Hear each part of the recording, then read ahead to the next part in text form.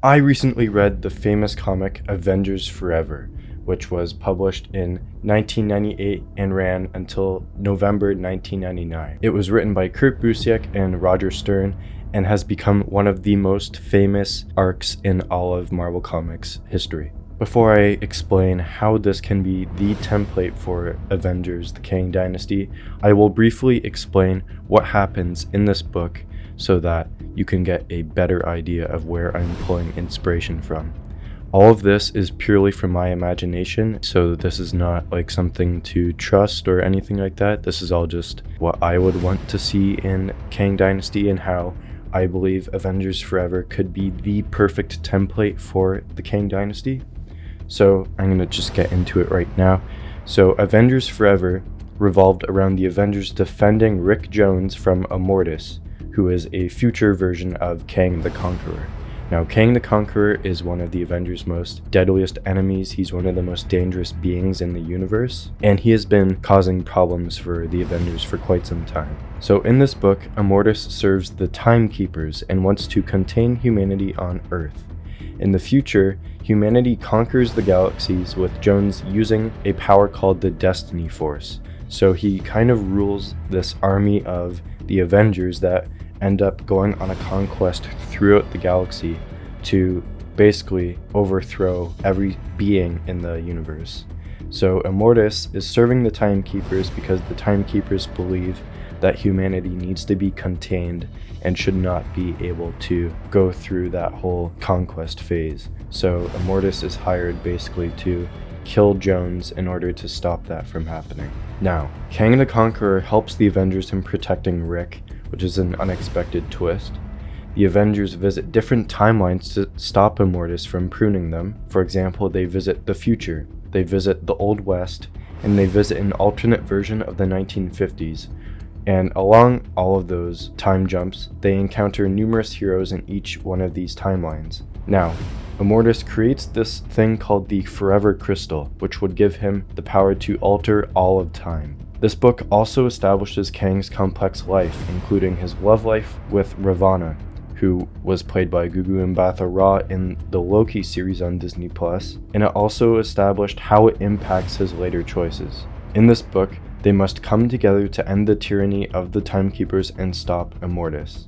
Now, how can this be used as inspiration for the movie? The characters. First of all, you have the Avengers, which would obviously be a newly updated team since we last saw them in Avengers Endgame. Maybe Captain Marvel or Captain America will be their new leader. We don't know as of right now, but I have a feeling we will find out very soon as the MCU progresses. They would also be joined by the Guardians of the Galaxy, or what's left of it after Guardians of the Galaxy Volume 3. As of doing this, it is April 24th, and the movie comes out on May 5th, so there is a week until we find out what is going on for that team, and possibly the Fantastic Four could join them, because their movie is scheduled to release before the Kang Dynasty, so it would make sense if they were included. And then of course we have Kang the Conqueror, who is either the same one from Ant-Man and the Wasp: Quantumania, he's not actually dead, he just shrunk down even more, or it's another variant that goes by the same name and status of villainy, which would include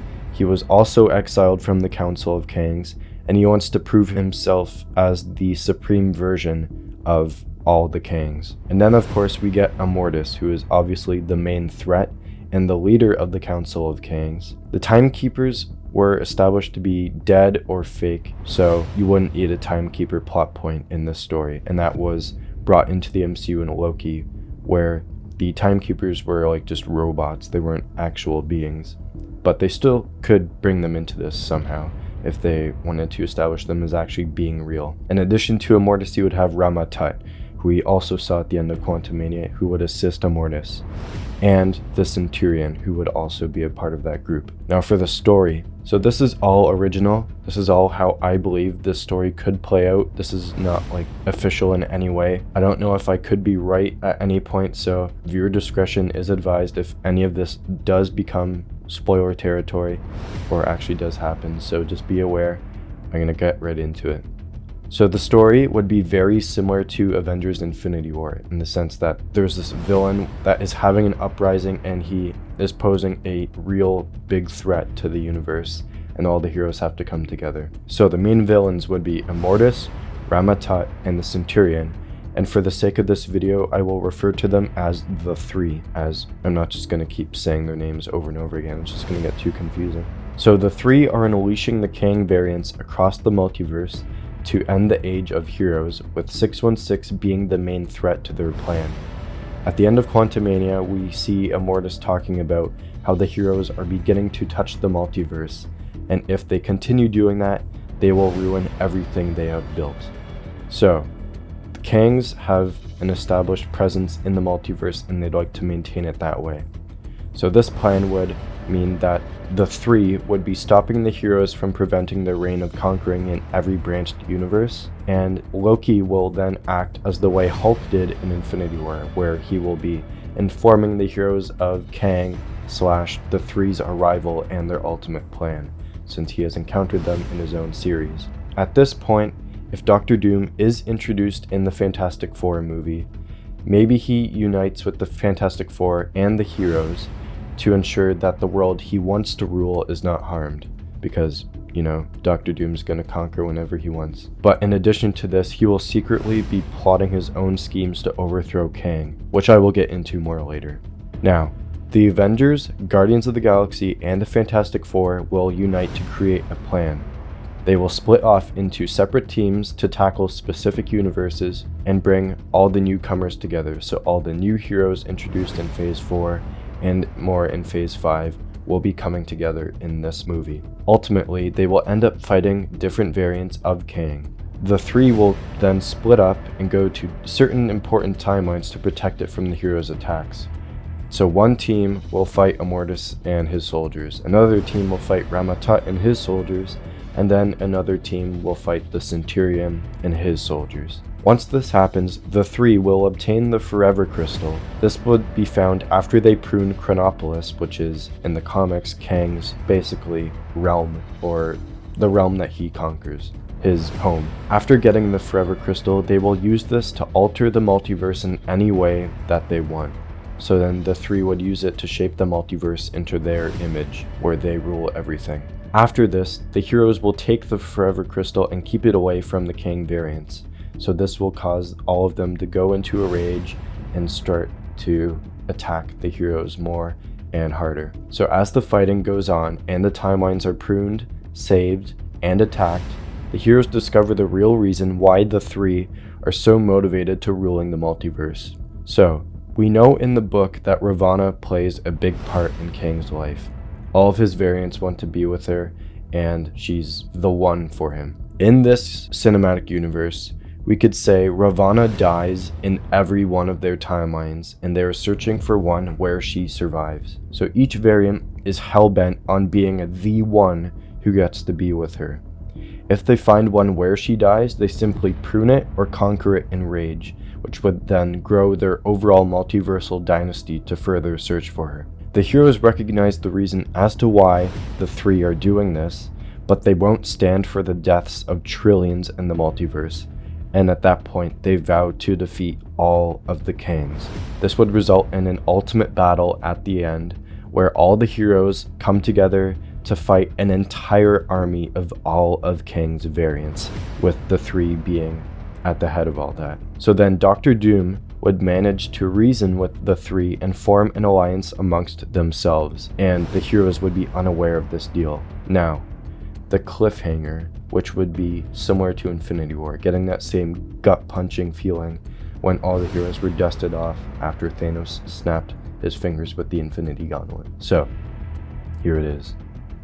The battle will continue and the heroes are becoming overrun, which then Immortus will activate their own multiversal drive against the heroes, which allows them to travel timelines. That is very similar to what we see Kang wanting to get in Ant-Man and the Wasp Quantumania so he can escape the quantum realm. After Immortus does this, the heroes will be scattered throughout the multiverse, which means they lose.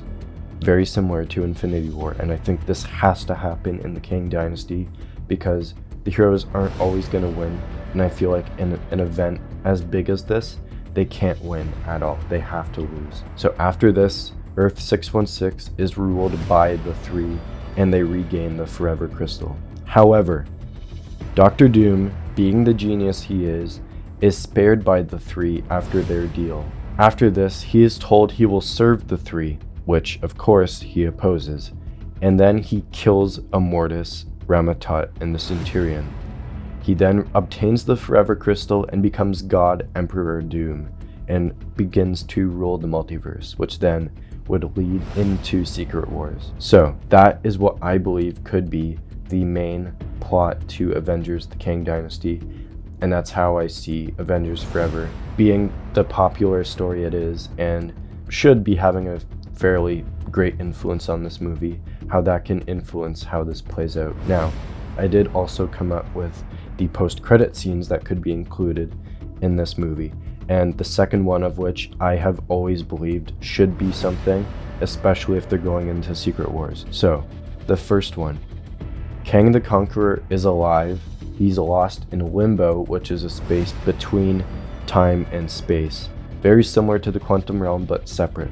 In this place, he's using his time chair to find that Doom has ruled 616, and he begins to initiate a launch to that Earth where he will encounter Doom, and a power struggle begins. So, that is the first scene I came up with. The second scene would be the heroes are seen in various universes, the environments look very familiar, and nostalgic tunes are heard. So these are the places I thought the heroes should be scattered to. One of which is the Sony universe, where we have the Raimi, Webb, and Venom universes combine after messing with the multiverse across the entire film. So the Raimi universe isn't its own thing, the Mark Webb universe isn't its own thing, and the Venom universe isn't its own thing. They're all combined because of the events of this movie. Because they've messed with the multiverse, some of the branches start to combine, and that's when these characters come together. Another one is the X-Men universe, where the 2000s X-Men and 2010s X-Men are combined also as a result of the time manipulation. All of the X-Men characters are together in this one universe. The final one is the 838 universe, which we see in Doctor Strange and the Multiverse of Madness. In this timeline, we would see more heroes from that universe, in addition to the Illuminati, which were all killed by the Scarlet Witch. Some heroes I thought we could see are maybe Miles Morales, maybe Franklin Richards, Nova, Beta Ray Bill, maybe even Medusa, because we know Black Bolt was in that universe. The Inhumans have to be there. So this scene could establish how all of these universes should come together in Secret Wars because the multiverse is collapsing. And yes, I haven't read the Jonathan Hickman Secret Wars, but I know it is probably going to be a huge influence for Secret Wars. I have read the Jim Shooter one, which I think is one of the best comic runs ever. Highly recommend if you haven't read it, but I have a feeling the Jonathan Hickman one will play a greater role in being an influence for it because of how it basically reset the Marvel universe. And I think these three universes are very important to bring back for Secret Wars with how popular their characters are, and would give them one final time to play their characters with this huge event being the way they all go out. So I think that would be perfect. So that is how I think Avengers Forever could be the perfect template for Avengers: The Kang Dynasty. Thanks for watching.